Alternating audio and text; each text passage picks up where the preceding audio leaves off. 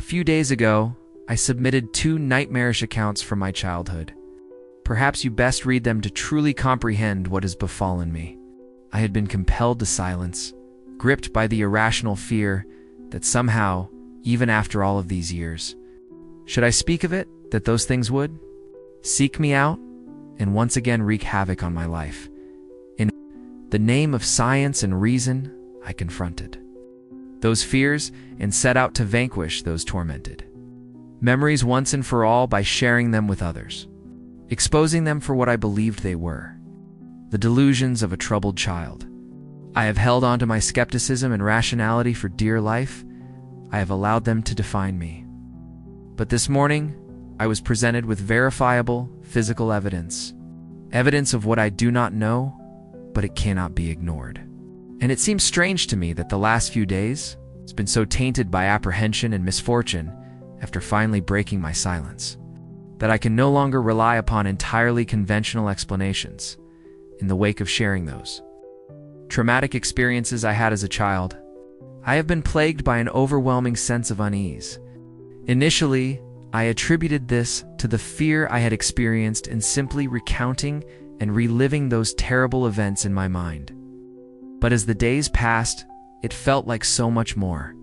A feeling of impending doom consumed my every thought. While sleep came to me, rest did not. Each morning I awoke, my nerves on edge, as if deprived of sleep for an age.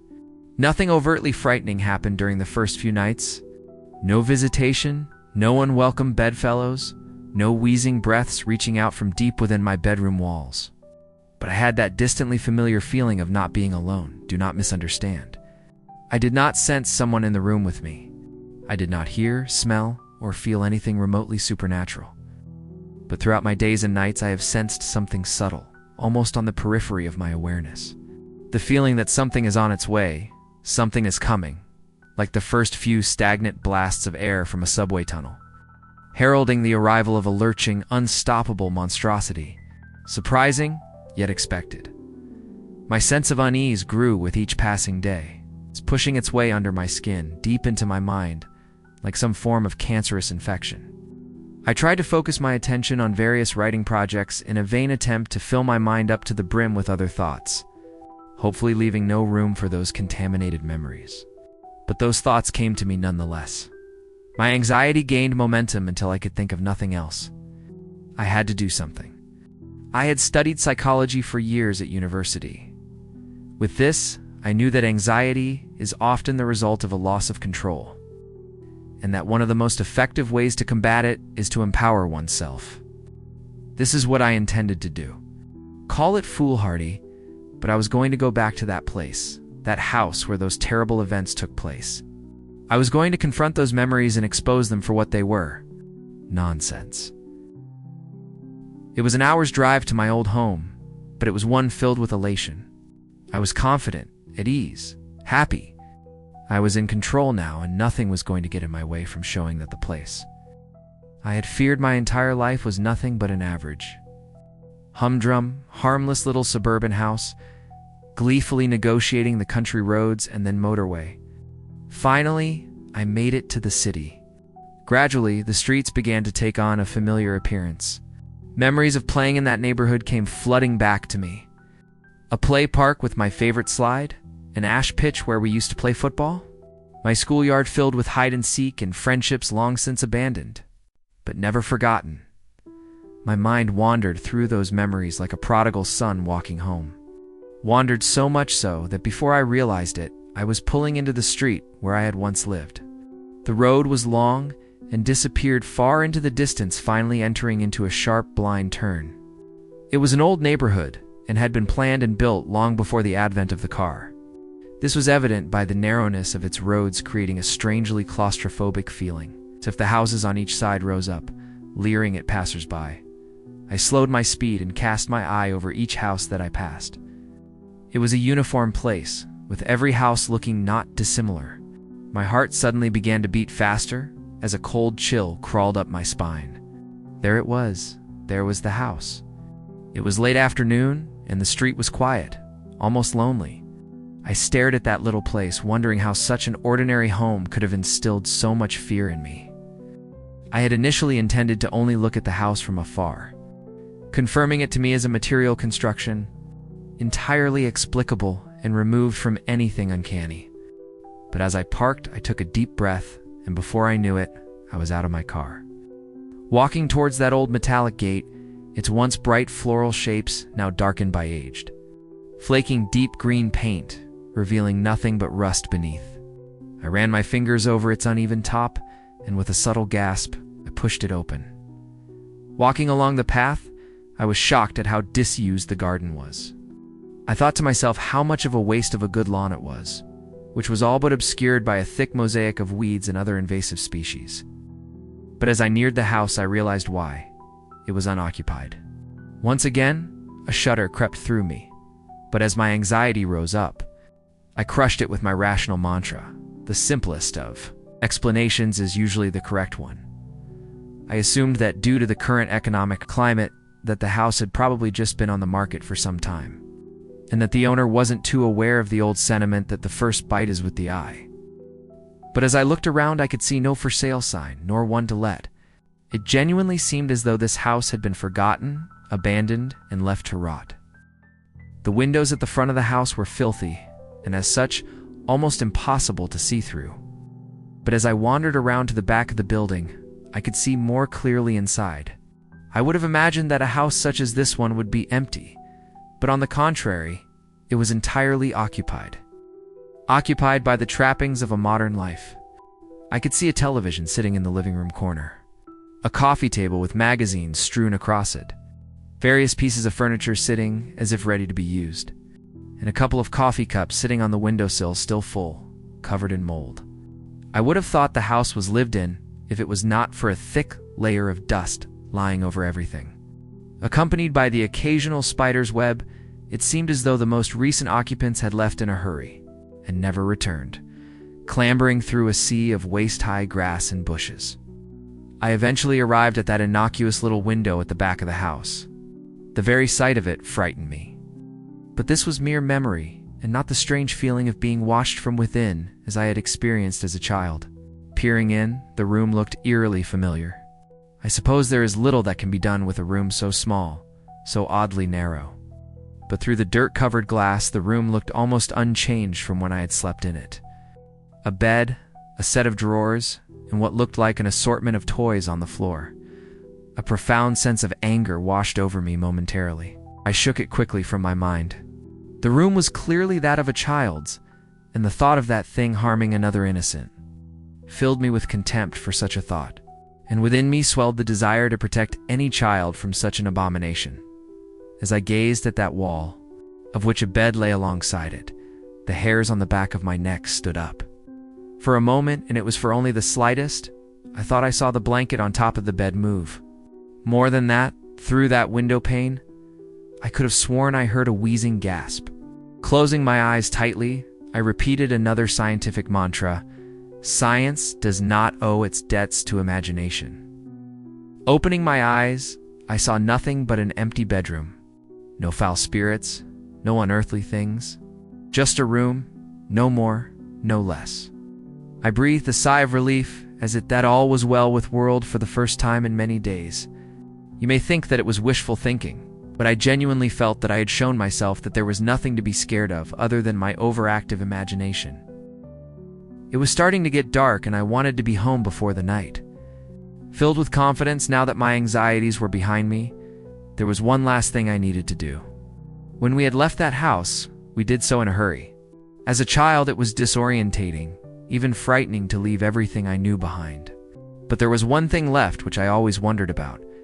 At the bottom of the garden stood a sycamore tree, which looked to be even older than the house. I was amazed at how unchanged it was.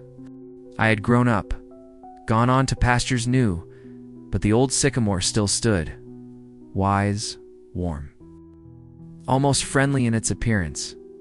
I think it's a rites of passage for any child to have a place to hide things. It's often their first experience with independence, something removed from any authority figure. For me, my stash was halfway up the old sycamore. I'm sure I must have looked like a fool, but I happily and gleefully climbed the tree with abandon. The configuration of the branches had changed in places. but overall the happy memories of playing amongst the limbs of the old sycamore, of having a little piece of the world to myself away from everyone else, seemed vivid as it was remarkable how much remained unchanged. Halfway up, I caught my breath and smiled to myself. In the central trunk of the tree lay a hollow. Whether it had been created by an animal, or perhaps the tug of a gale on a weakened branch long ago, I do not know, but it was where I kept things. If I found something which I was sure would be taken from me for being inappropriate, into the hollow it would go. The truth is, though, that the majority of the items inside were not very interesting. It's mostly just toys and rarely exotic pieces of contraband like a slingshot or some smoke bombs. I had no reason to hide the toys. But when I was young, it felt adventurous to have a secret. The hollow was dark and filled halfway with rotting leaves. No doubt deposited there from countless autumns. Nevertheless, I reached deep inside to see what remained. I couldn't believe it. I had found a toy that I had hidden there before we moved all those years ago. I could feel the plastic in my hand, its sharp edges unmistakable. But the leaves and darkness of the hollow obscured its view for me as I struggled to remove it from the thick, wet mixture of rotting leaves and rainwater. It seemed to be caught amongst a collection of small twigs. The reason I was so excited was that I knew when we moved that I had left one of my favorite toys behind, a small plastic First World War British soldier. It may not sound like much, but I had grown up on my family's stories of my grandfather's adventures during both wars. And while he had passed away before I was born, I would often act out exaggerated versions of the stories with this small soldier in the role of the hero, my intrepid grandfather. At the time, I thought a hollow the perfect hiding place for a soldier. My delight, however, quickly turned to horror. I felt sick to my stomach, for as I pulled the soldier out, I realized it was not my toy, but something else entirely. Stuffed into the back of the hollow amongst the sludge, and now in my hand, was the skeletal remains of a small animal. The bones crunched together in my grip as the few small flakes of hair and flesh left on it putrefied between my fingers. I almost lost my balance as the rotten and potent smell of death escaped through my moist grasp, invading my senses. I climbed back down carefully, dejected. There was nothing else in the hollow. My toy was gone, probably taken by another child during the subsequent years. What remained of the poor animal? I buried under some loose earth in the garden. I left that place immediately. Despite my unfortunate encounter in the hollow, I still felt empowered, that I had actually plucked up the courage to revisit that place. To see how ordinary it really was made me feel in control once more of my faculties. I did not at that time require anything other than a conventional explanation. I said goodbye to the old neighborhood, to that bad memory once and for all, and began to make my way home. By the time I had driven onto the motorway, something had begun to filter through from the back of my subconscious. At first, I disregarded it, dismissing it as my imagination. But as the sun shone its last and dipped below the horizon, I sensed the growing of a compulsion in me, an idea which seemed to have been born and nurtured for no good reason. No rationale, no sound causal footing, but one which had to be followed at all cost. I must get home. I increased my speed, zipping sporadically between the slower cars on the motorway. Looking in the rearview mirror, keeping an eye on what might be following, I had to get home. Again, I drove faster, constantly looking behind, as if racing some unseen pursuer. 70, 80, 100 miles per hour. I tore along the road, I beeped, I yelled, the sweat lashed off of me. What was happening to me? Please, just let me go home. White-knuckled, I finally made it off of the motorway and onto the country roads, which would lead directly to my town. The roads were narrow and wound around the now bleak and ominous countryside. Darkness seemed to blanket the road in front of me. I turned my full beam on and breathed a sigh of relief to see a bright light again, even if artificial.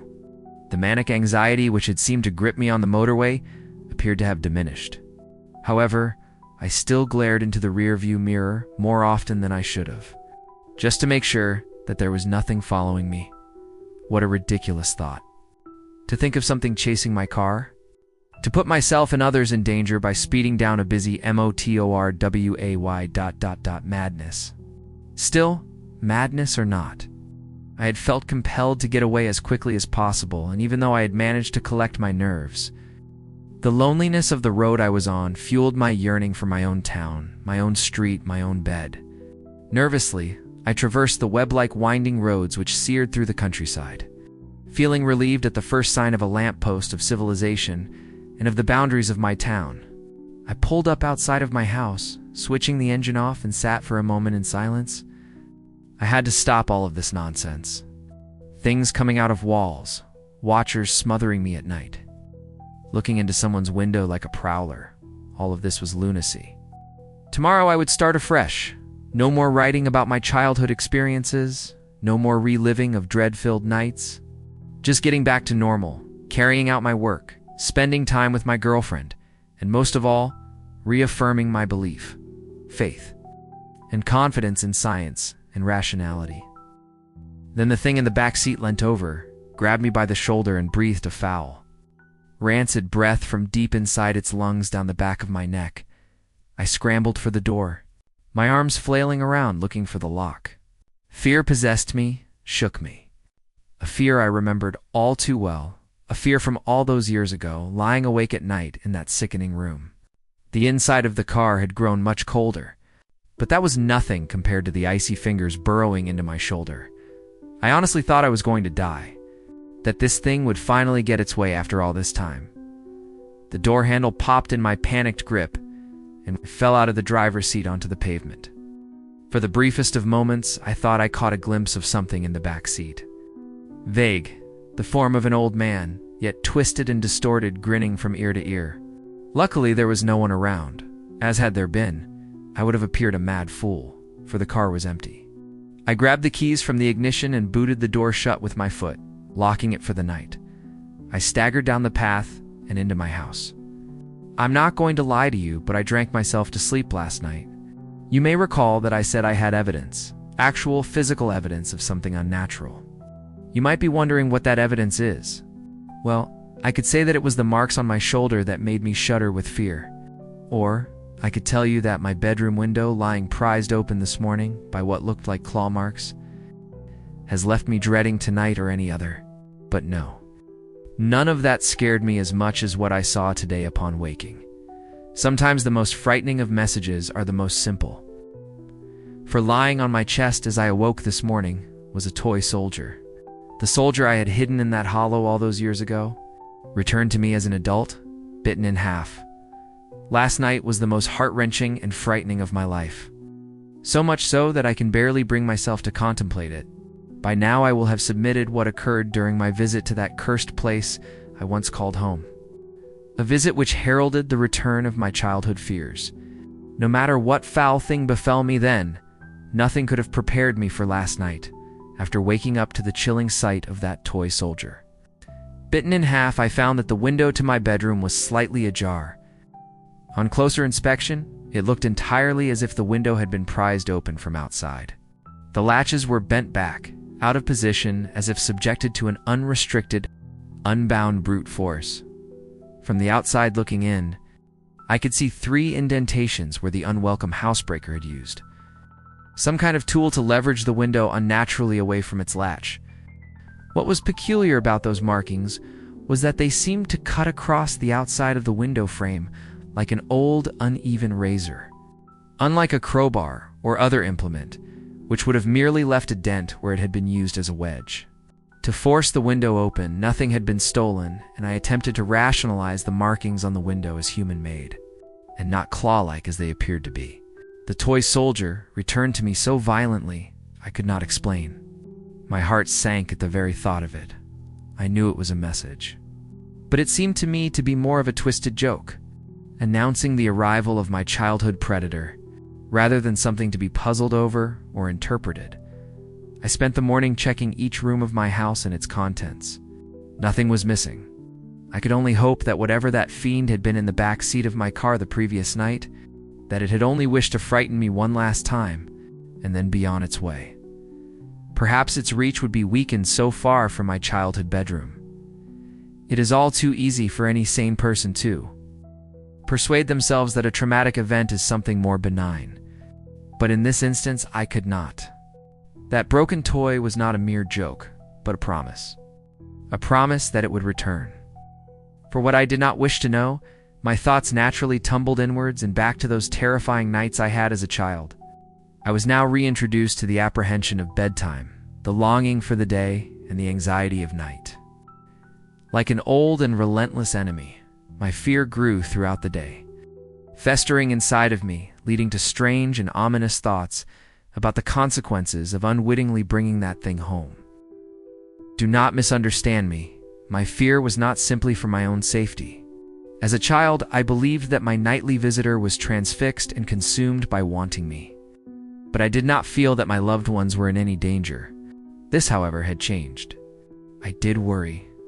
This time I did feel nothing but fear for my loved ones, because you see, I do not live alone. My girlfriend and I moved in together over 2 years ago. I have caused enough damage now that I do not wish to speak her name and will simply refer to her as Mary. Mary and I had had a happy existence, and in fact, we were very much in love. This coming Christmas morning, I was going to propose to her. That beautiful moment has now been bitterly taken away from me by that rancid abomination. I knew that. Mary would be home that evening. She works in events and promotion, and as a result, is often away from home for days at a time, traveling around the country coordinating various conferences and exhibitions. I do not complain about this, as she and I both know that I am a solitary character, and that the odd few days of solitude normally do me good, allowing me to dive headlong into my writing, absorbing each and every word, undisturbed. Despite this, I always miss her. And with the events of the past week, reliving those torturous nights and then allowing them to return, I had missed her far more acutely than I had ever previously done so. She arrived at around 6 p.m., and I greeted her with a smile, a warm embrace, and a passionate kiss. I tried to hide my perturbed state of mind from her, but Mary knows me better than anyone I have ever met and immediately inquired, "What's wrong?" I tripped and fumbled through my words as I explained to her that I had written a story about my childhood and that exploring those dark and twisted memories had left me distraught. Mary has an incredibly caring nature, and she immediately lay her suitcase and bags on the floor, sat me down on our couch, and with her soft and gentle way, asked me to talk about the whole ordeal, but I couldn't. I couldn't mention this thing, this wretch which had now found its way to our home, an invisible and twisted invader which had been led there by my idiotic curiosity. At the time I felt that she would think me mad, but now how I wish I had told her the truth. If there is one thing more damaging to a relationship than a lie, it is a half-truth. Not because it is deceitful, but because it is a corruption of the truth, perverted and abused to suit the teller's needs. I told her my half-truth. I told her about my story, that of the thing in the narrow room and the watcher at the end of my bed. But that is where the truth ended and a lie began. I deliberately and deceitfully mentioned that it was of course just my imagination as a child, and neglected to talk of my experiences of returning to the scene of those depraved crimes, knowing that she would see the damaged window latch and claw marks. I spun my web as I told a grand tale about waking up to a burglar attempting to break into our house, and having to chase them away. I was quite the hero. I lied to her. She showed me great sympathy and kindness for my deception. I was embarrassed by the truth then. I am ashamed of my lie now. If I had been truthful, then perhaps we could have faced this menace together. But instead, that thing took advantage of my dishonesty and put a wedge between us. The events of last night desecrated the most important thing in the world to me. Nighttime arrived in all of its bleakness and was unwelcome. I lay in the darkness, waiting. Mary was sound asleep next to me, each breath a soothing reminder of companionship. But despite my growing aversion to loneliness, I would have no sleep that night. I knew from experience that when my uninvited guest would show itself, it would do so with subtlety, increasing its grip on me with each visitation as if requiring time to build up its strength. A leech feeding on my fear for succour. My nerves kept me on edge, which fought back the oncoming onslaught of sleep admirably. In the end, though, biology won, and as my bedside clock lumbered towards 4 a.m., sleep took me, the relaxing blanket of nightly oblivion. Anxiety washed away, my worries a distant memory. Sinking deeper into the soft mattress below, and finally into a long-sought-for rest, sleep, no matter how deep, is rarely all-encompassing. For as I hovered over the cusp of a dream, something began to bother me. Something invasive, yet distant. I slowly opened my eyes and allowed them to adjust to the darkness. Mary lay soundly asleep, and I calmed myself by listening to her breathing in the night. Inhale was followed by exhale, again and again, rhythmically, hypnotically. I began to drift towards sleep once more, but no. There it was, something else distinct, yet unfinal. It was distant, out of the way, almost obscured or smothered as if coming from ... behind something. I strained my ears in an attempt to define it, but it was all too quiet. I remained in the bed for several more minutes. But with each passing second, that almost inaudible sound grated on me. Like broken glass on a raw nerve, sleep was now abandoned. And with much frustration, I decided to reluctantly investigate the source of the noise. I sat up in the bed and listened intently. It was unlike any other sound I had ever heard. Quiet, low, but as my mind adjusted to the noise, I slowly began to piece its nature together. It was most certainly obscured by something, but the closest thing I could relate it to, ... was a repetitive murmur. I heard something similar previously when I was a child visiting my grandmother in a nursing home. A place which had left an impression on me, seeing the wandering residents confused and of a fractured mind, meandering around the grounds like lost inmates murmuring repetitively to themselves of days gone past, repeating nonsensical phrases and words. This is what it reminded me of. A continuous stream of indecipherable words uttered by someone in the throes of confusion. I turned to check on Mary, watching her chest rise and fall with each breath. Assured that she was undisturbed, I left the bed. As I stood up, I recognized immediately that the murmuring was louder. While dark, I had left a light on in the hall as I always do, which crept under the door and allowed me to view the room in a dim but visible way. I looked around to see if anything was out of place, but the room appeared as expected. My mind ambled back to that night, as a child in the second room, when noises could be heard from some unseen, yet ever-present menace. I took a step forward, and as I did so, the noise once again grew in volume. While I was still at a loss in deciphering the words, I could now hear the character of the voice. It was old, scratched by age with a harsh, guttural undertone to it. The words were being repeated at a frantic pace and seemed anxious. Yet muffled by some unknown barrier, I was frightened. But I drew strength from Mary being in the room, and with a deep breath filled with trepidation, I took another slow and silent step forward, my bare feet cushioned by the cold floor below. Again, the voice became louder.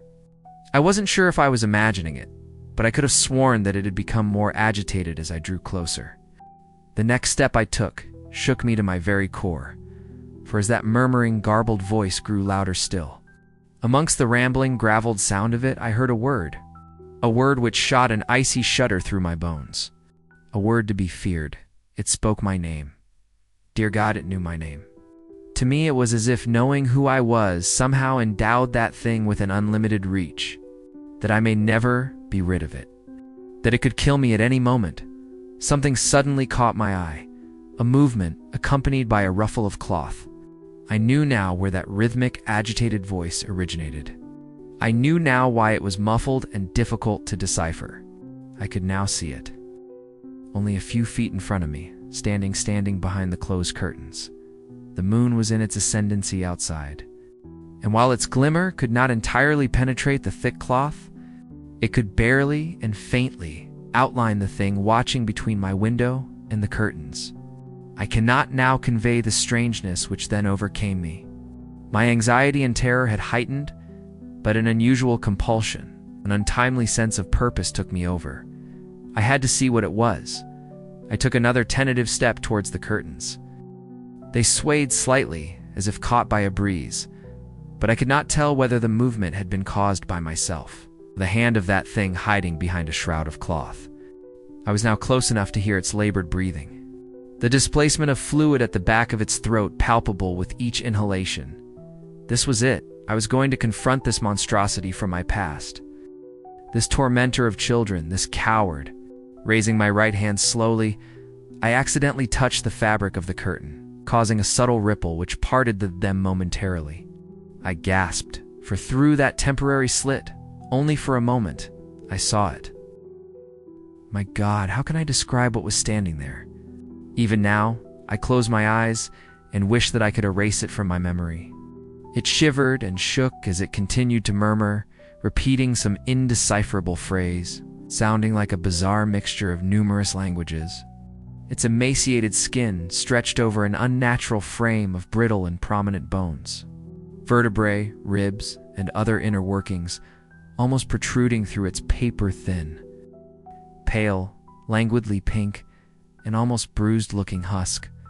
As malnourished as it appeared, the stomach was distended in places, and its bony appearance did nothing to diminish the feeling that it was capable of exerting itself with brute, perverted force on any of its victims. Sickness swelled in my stomach. A tainted, offensive smell filled the air. And as it murmured and whispered in the darkness through what sounded like broken, fractured teeth, I could not help but feel pity for this wretch. Quivering in the night as if victim of a long starvation, I quickly came to my senses and realized that this thing was not to be pitied, but feared. Not to be understood, but exposed. It was not shivering because it was cold, it was shaking with excitement. Like a drug addict anticipating their next dose, standing there contemplating what I had just seen between the curtains. I once again prepared myself to remove its shrouded, clothed protection and to reveal it for what it was. A cold-hearted vandal, a prowler of the worst kind, a deviant festering in its own delectal. As I once again raised my hand to draw the curtain, something caught my attention.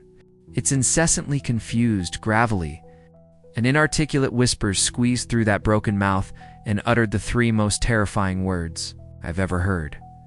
Look behind you. A cold breath slid down the back of my neck. Momentarily I froze. But love is a powerful motivator.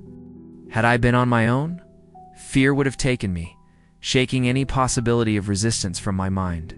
With Mary. Sleeping soundly in the same room as that thing. Shielding someone I loved from that wretch was my only thought.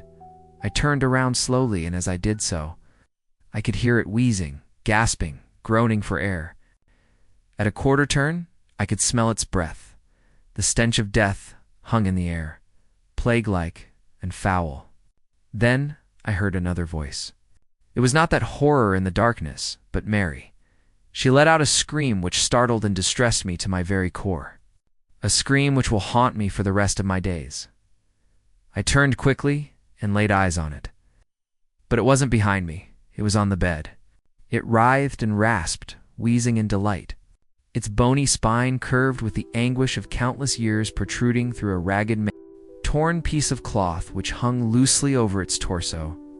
In a vain attempt to appear almost human, but was it human? Had it once been human? Or was it something so vile, so despicable, so utterly and sorrowfully contemptible, that no man or woman could ever attempt to quantify or understand it? I sprung forward towards it, grabbing, hitting, pulling at that thing with every ounce of my strength, its loose skin slipping through my hands. It squeezed and forced Mary's face into her pillow with glee as its other limbs arched and contorted, tearing at her nightdress, running its long, starved fingers over her naked body with its sordid caress. Mary's screams were muffled by the pillow. As I began to fear that she was being suffocated, I shouted, I yelled, I pleaded with that thing to leave her alone, to take me, to do anything it wanted, but that only served to animate the fiend to even greater depths of depravity. It was hurting her, cutting her. My beautiful Mary. Suddenly it stopped attacking her, but it still kept one of its brittle, gangly, and gaunt yet weighted hands on the back of Mary's head, pushing her face further into her pillow. I had my hands around its putrid neck, trying as best I could to strangle the beast, but my efforts were in vain. Its scrawny frame belied its overpowering strength. I watched in sickly disbelief as it began to run its cadaverous fingers through Mary's hair. Slowly, and almost with affection, I could now hear the twisting and cracking of bone, the popping of cartilage, the snapping of tendons. Thank God it was not coming from Mary. I was now on its back with my arm wrapped around its throat and my chin rubbing against the abrasive skin of its shoulder. As its spine dug sharply into my stomach, it twisted its head in an entirely inhuman way. Its neck clicked and groaned under the strain with every arthritic movement. As if hindered by 1,000 years of rigor mortis, it was now looking at me. I have heard it often said of some people that they cannot see the forest for the trees, but now I truly appreciate that sentiment. So close was I to its black, sea stare that I could not take in its surrounding features. I increased my grip. I swore. I screamed. I would have torn its throat out if I could have. But it was all in vain as it continued to run its scrawny fingers through Mary's hair nonchalantly. While looking at me, I don't think I will ever truly recover from the sound which seeped out through what I assumed to be its approximation of a grin, a wheezing sigh, a grunt. Something which sounded very close to a sinister, otherworldly laugh. As its face touched mine, its eyes stared deep into me. Not even my reflection was returned. 2 looking glasses into a sanctuary for the dark, devoid of light, happiness, and love. It was staring as if it wished to say something, as if it was trying to communicate a simple idea to me. Malice, with a wrenching, stuttered, and violent movement. It tore an entire fistful of hair from Mary's head, leaving behind it an open wound. Then it was gone. Mary did not scream. She merely whimpered. I turned the bedside lamp on, but no words of care or sympathy could console her. She wept uncontrollably. The bed was soaked in blood which had seeped out from the numerous scratches on her back and the large cut where an entire section of her hair had once been. I hugged her, told her that everything would be all right. Then she looked at me. Looking at her tear-filled eyes, I knew what she thought immediately. She thought I had attacked her, that I had done those terrible things to her. Of all the experiences I have had, the look of betrayal, disgust, and contempt on Mary's face will remain the most painful. She is gone. After composing herself, she gathered up some things and left. I tried to explain. I tried to tell her everything that had been happening, but she would not listen. Who would believe such a preposterous story? She simply said that she would not call the police, but that if I ever attempted to contact her, she would do just that. To her, I was the aggressor, not that thing. As she left, she turned to look at me one last time and then burst into tears. I know now that I have lost her forever. The woman I love more than anything on this earth thinks I am a violently hideous human being. If only she could understand that whatever did this, that it was not human, and if it ever was, it had long since abandoned that nature. It was 5 a.m. when Mary left me. It's 9 a.m. now. I am sitting here in the cold light of day at my kitchen table, writing this so that there is some record of what has transpired, so that people know, so that Mary knows. That whatever happens, that whatever occurs from here on in, that it was that despicable creature from my childhood, from that cursed narrow room all those years ago which rained this misery down upon me, upon us. I must now dispense with the sentiment. I could easily sit here mourning the loss of my relationship with Mary, or I could allow myself to be overcome with fear, to do nothing. But that simply will not do. I can hear the laughter of my neighbor's children outside. At different stages in my life, I remember that same feeling of joy and happiness from something as simple as playing with friends, or climbing a tree, or kissing the woman you love, or even drifting off to sleep at bedtime to dream of what could be in the safety of a happy family home. Memories, only memories, ... I fear I will never experience that happiness again. This thing has broken me, but I am resolute. Whatever that hideous wretch has in store, whatever it desires to do with me, I will not allow that thing to harm another person, or to invade another child's life as it did mine all those years ago. I must leave you all now, as there is much to be done before it gets dark, before it returns. My plans are made, and with any luck they will succeed. I wish I could say we will speak again, but I think that is unlikely. I hope you understand what must be done, because tonight I'm going to kill it. I am shaking as I write this. I was released by the police less than 2 hours ago, and I am compelled to record the events of the past day and night as quickly and as accurately as possible. In some ways I want to forget, but I know that I cannot. I know that I should not. For my own sanity, I must divulge what has happened. It is far too important. Should I ever allow myself to be swayed by the mechanical, rational nature of the world once again? These words should serve to remind me that what is unseen is both mysterious and frightening. After Mary left, I knew that I had lost her forever. But rather than be consumed by depression and inaction, I was invigorated by one purpose, by one thought, by one idea that I knew I had to carry out. I had to destroy that thing, for I could not allow the chance that it may one day hurt my loved ones, or desecrate the innocence of another child. I also knew that I faced death, but feeling that I had already lost everything, that was a small price to pay. It is said that revenge is a dish best served cold, but having waited my entire adult life to be rid of this thing, its memory and the shadow that it had cast upon me, I met the proposition of killing this fiend, this corrupt and perverted force. With a smile on my face, that night it would be dead. Even if I had to drag it to hell with me, busying myself for the next few hours. I packed a bag and wrote a letter to Mary and my family, explaining what had happened and that they weren't to blame. I phoned my mother and father, then my brother, just to hear their voices one last time. But I did not let on that I thought I may never speak to them again. My mother's intuition led her to ask if everything was all right. I smiled and told her I loved her before reluctantly saying goodbye. At about 7 o'clock, I made my way out to the car. The sun had already set, and the street seemed eerily quiet, as if the scene of an unattended funeral. I sat in the driver's seat, leaving the door on the other side open, awaiting my most unwelcome passenger. By 9 o'clock, nothing out of the ordinary had occurred. The place remained deserted, and the cold night air flowing through the open door was beginning to bite. As I sat there, contemplation echoed through my mind. I ruminated on the nature of this cadaverous parasite. One question rose out of a sea of thoughts, towering above all else, unmoving and continuous. Can you kill something which is already dead? I did not know if this was a thing of the grave, or some unworldly specter which could be considered alive in some way. But just as I was reevaluating my plan, there it was. It was subtle at first, but there was a small, almost indistinguishable shift in the suspension of the car. Had it been any other circumstance, I would have put this down to a gust of wind pushing and pulling at the chassis. But I was all too familiar with that feeling from all those years ago. As the bunk bed would shift slightly with that thing climbing into the bottom bed, I knew its foul calling card. The air grew denser, as if contaminated by some nearby corpse. It was in the car with me, unseen, yes, but there nonetheless. As I heard the slightest of whispered breaths from the back seat, I leant over and calmly closed the passenger door.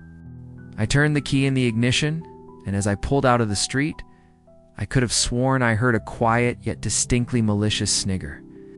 As of something mocking me, did it know what I had planned for it? Our destination was not far, but the roaming hills through which our taken country road penetrated rose up and diminished with regularity, a stark reminder of the ominous isolation of night. Occasionally on the way I could hear something from behind, but I refused to look for that thing in the dark. Patience. It would not be long before I would confront it. The irony hit me. I was worried about scaring off the same thing which had terrified and tortured me as a child. I had to be resilient, and so drove carefully and calmly through the countryside, swamped by darkness, hoping that my unearthly passenger would not suspect me. I arrived. The wheels of the car struggled and slid on the undergrowth as I headed off of the narrow country road. The landscape had opened up, and as I looked at the broken and rotting trees around me, I felt that it was fitting to come to this bleak place in the cold night. To destroy that bleakest of things, the land suddenly came to an abrupt end. A cliff etched out from an old quarry, looking deep into the black waters of the lake below. The cliff edge was relatively flat and had in fact at one time housed a road which had subsided into the lake decades earlier. The local kids would tell stories about the vengeful ghosts of those killed during the subsidence, but they were just stories, or perhaps they weren't. In the past, I would have disregarded such tales, but who would believe mine if I told it to them now? I switched the engine off and parked several meters away from the cliff edge. Switching off any lights and composing myself for what would come, I sat in that car for what seemed a lifetime, the only company given to me by the occasional splash of water against the cliff below. I waited. This thing was smart, of that there was no doubt. It had toyed with me, relishing the pain and torment it had caused, as only something of a coldly frozen intellect could. For this reason, I knew it would suspect me, and perhaps even flee if I brought the car too close to the cliff's edge. I had to wait for it to attack. Let it feed, let it revel and gorge itself on me. Perhaps then it would not notice as I slowly plunged the car into that dark, icy water below. I was going to drown the bastard. I had appraised the potential consequences in my head and reasoned that there would be a moment. A singular moment where I would have a slim opportunity to escape from the car just before it reached the edge. Mary and I used to go there occasionally. It's a place to be together away from everything else, and it did not look nearly as stark during a summer's day. I therefore had the place in mind and knew it well. The drop was at least 30 feet to the depths below, and I did not want to be in that car as it hit the water, nor trapped inside with that abomination. I waited, then I heard it. Slowly at first, and then increasing in rate and volume, a rasping, wheezing breath from behind. Strangely, it sounded more labored than before. Each breath a struggle, filled with fluid, rotten and decayed. A shiver ran up my spine. A rank, foul smell began to fill the air. The breath drew closer from behind. My heart began to race, beating hard and fast as I looked up and saw the windscreen begin to ice up from inside. I could see my breath, a natural thing indeed. But what was unnatural was the breath visibly moving across my face from the side. I turned slowly. I wanted to cry. I wanted to leave, run into the night. But I had to stay. I could not allow it to escape. It was sitting in the passenger seat. I was staring at it, and it at me. Hunched over, covered by darkness, contorted, gaunt, hands seized as if fighting rigor mortis, it slowly moved towards me. One bony leg cracked and groaned as it slid over my lap and onto the other side. Oh God, it was sitting on me.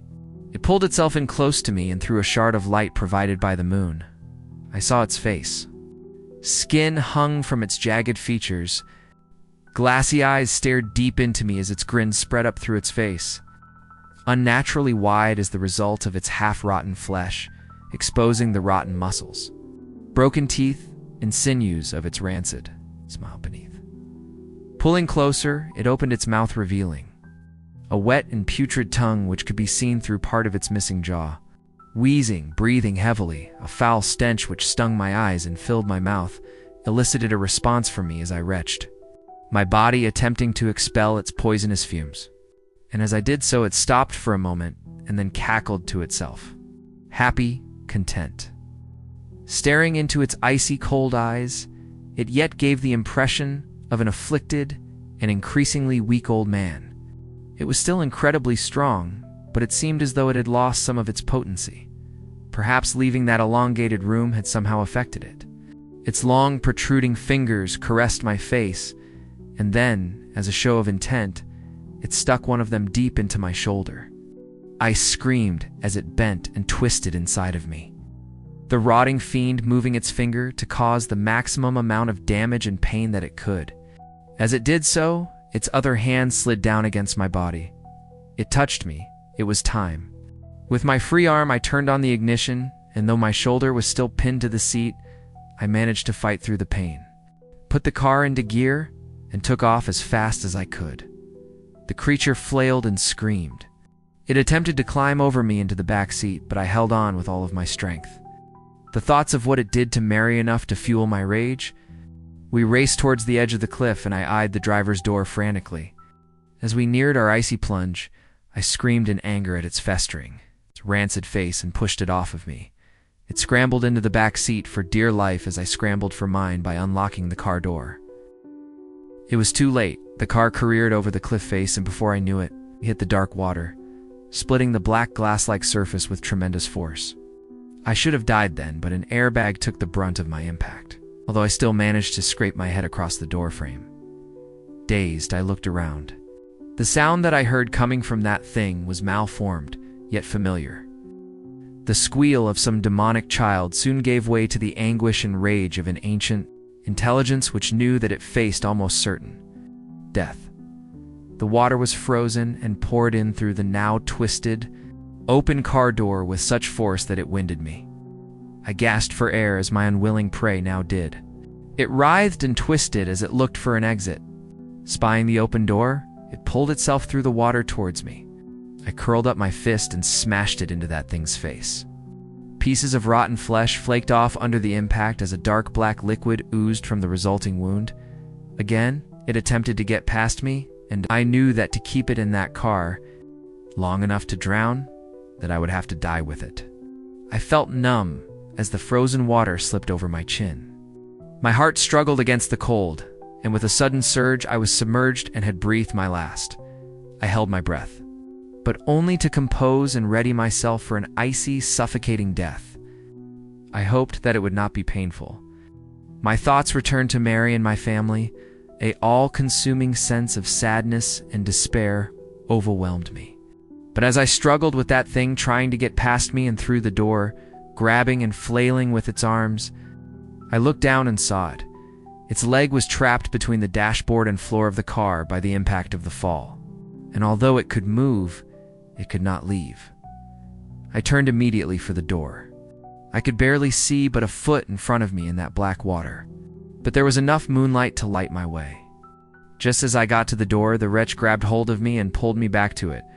It had given up all hope of escaping, but it wanted to drown me with it. We fought for what felt like an age in that cold, bitter grave as the car slowly sank deeper and deeper into the darkness. I could now feel my body pleading with me to take a breath, to exhale my last gasp of air and then inhale the frozen water. I am happy to say that I used my wits to get out of such a horrible fate. Orientating my body, I pushed my feet against the dashboard with enough force to at last escape its slippery grasp. I do not remember much else, bar the anguished and hate-filled scream that my tormentor let out as I left it to die at the bottom of that icy lake. I found myself walking through the wilderness, cold, wet, but alive.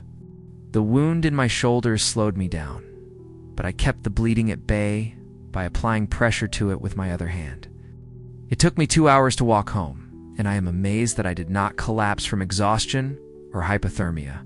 When I saw the familiar sight of the street that I live on, I was filled with a sense of accomplishment, a sense of pride and triumph. I had beaten that thing once and for all. That is until I went inside my house and found a trail of large, wet footprints leading from the front door to my bed. Disbelief took me. Despair so sharp and so overwhelming that I am unable to convey it with mere words. It was lying in my bed, waiting, a white sheet covering its emaciated body from sight. The human mind is a wonderful thing. Just as you believe your body has reached a level of exhaustion that it cannot recover from, that your emotions are so frayed that you feel you cannot continue, a thought springs as if miraculous from a weary mind. Let it rest, for now. I quietly crept through the dark and picked up my wallet, which I had left on a small coffee table in the center of my living room. Leaving the door unlocked, I left to attend to a new plan and returned an hour later. With a moment's preparation, I slipped into the spare room. There I lay in that unsullied bed, waiting. I was sure that this was the endgame, that instead of toying with me, it would come for the kill. How it had escaped that watery grave, I did not know, but I would be damned if it would escape again. I could only hope that it would sense me from the other room. I closed my eyes, pretending to be sound asleep. Time lumbered onwards, and although I fought it, exhaustion finally took me. Sending me into a deep slumber, I woke with its hands around my neck. It coughed and spluttered on top of me, a rancid black liquid dripping on my face as it oozed from its facial wounds. I struggled, gasping for air and hoping that I had the strength in me to escape its grasp. But it was too strong, and my hands could not grip it with any sense of conviction.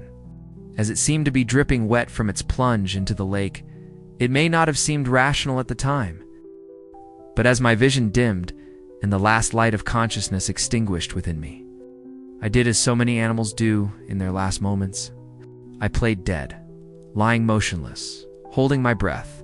It shook me violently by the neck and then released me. I waited for my moment, my last chance to destroy this thing. It's labored, breathing relaxed slightly, and seemed to stare at me almost quizzically. I waited still for a shift of weight which might have let me throw it to the ground, leaning down close to me. Its wide, crumbling sneer puckered. Gathering its putrid saliva in its mouth and in what was left of its cheeks, it then showed utter contempt for the living and the dead. It spat its festering fluid onto my face, the remnants dripping down onto me through a hole in its jaw. I wanted to scream, to do anything to remove such a vile smear on my skin, but I dared move. The time was not right. Leaning in closer, it prodded and scratched at the wound in my shoulder, the pain shearing through my body. With all of my resistance, I remained motionless then. It slowly and patiently slid 2 of its long, distended fingers into my mouth. The taste was overwhelming, rancid, rotten, dead. The arthritic clicking of its knuckles shook my resolve. As it arched its back in glee, it suddenly pushed its fingers deep down into my throat. I gagged. An instinctive reaction, instead of being shocked. A garbled laugh emanated through its broken teeth as it thrust its fingers deeper into my mouth.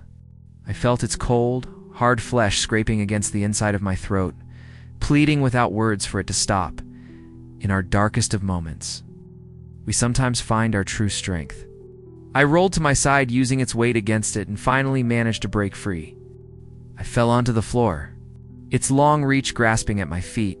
I kicked and screamed, and at last was free. It stared at me, only for a moment. Rising up on top of the bed, its brittle bones cracking under its own force, it now towered tall and gaunt, ready to pounce. Since I was a child, I had been a victim. It had terrorized me, taken my innocence, attacked Mary, and broken my life. I would not stand for it anymore. Sometimes the most dangerous prey is the one who can outthink you. The one that lulls you into a false sense of dominance or superiority. The one who has conquered any fear of you with a sense of anger and betrayal. It had fallen into my trap. One conceived by logic, reason, and an understanding of the world through the eyes of a scientific mind. Fire cleanses all as it groaned. Shrieked, cracked and contorted, readying itself to pounce. In one swift motion, I removed a blanket from the floor, revealing a bucket filled with gasoline, which I had bought in that short time of preparation. I threw it as hard as I could, the liquid splashing all over that horror in the bed. It grinned at me, mocking my very existence, making light of my pain and the agony it had caused. From my pocket I pulled out a lighter, lit it and threw it onto that wretched thing. It writhed and screamed in agony, parts of its flesh crumbling away, searing into nothing in front of my very eyes. I almost felt sorry for it. Let it burn. The fire got out of hand. Thankfully, a neighbor heard the screams and saw the smoke, calling the fire brigade. I remember nothing of how I escaped. I spent several hours in hospital being treated for light, smoke inhalation, and painful burns to my hands. It still hurts as I type, but as with many superficial wounds, they will heal. Perhaps there will be a few scars, but I can live with that. The police arrested me shortly afterwards, believing me a murderer. They suspect that I killed someone in that fire and find it entirely suspicious that I have a deep wound in my shoulder and scratches over my body. I've been told not to stray far in case they wish to ask me further questions, but they can't ask away. I doubt they'll believe my answers. They found no remains, nor any evidence that someone else was there, bar a strange outline of a figure etched deep into the bed and wall. It looked as though whatever had been there attempted an escape, but I do not think it accomplished this. A weight has now been lifted from my shoulders. One which I now realize was always there, since I was a child, in fact. I believe that thing had an effect on me even from distance, and now that it is gone, I feel whole again. I am devastated that I've lost Mary. And my house can be written off, as I'll probably be charged with arson after they realize I started the fire, which means I can kiss goodbye to any insurance claim. My hands ache, as does my shoulder, but my spirit does not. I am writing this from a hotel room. It's small and unassuming, but it will suit my purpose. Tonight, I intend to sleep and dream as I did as a child. Before that wretch invaded my life, I believed that it was my rationality which saved me, my logical thought which allowed me to destroy such an evil. But I will never escape the conclusion that there is much more to life beyond the veil, out there in the darkness. It is a world I have seen and do not care to revisit. But tonight I will rest, and tomorrow I will build my life again with the confidence that my unwelcome guest is gone forever. I can feel it.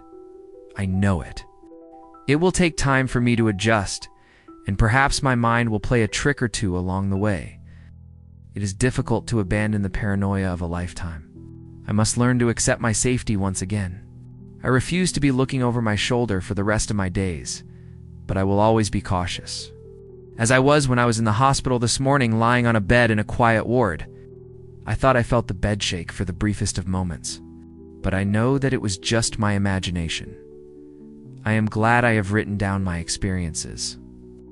It has illuminated much about myself to me, and most importantly, should anyone ever, God forbid, find themselves in a similar situation, then maybe you will know what to do now. It is bedtime, and I must rest, for I have never known a weariness such as this. Good night, and sleep tight.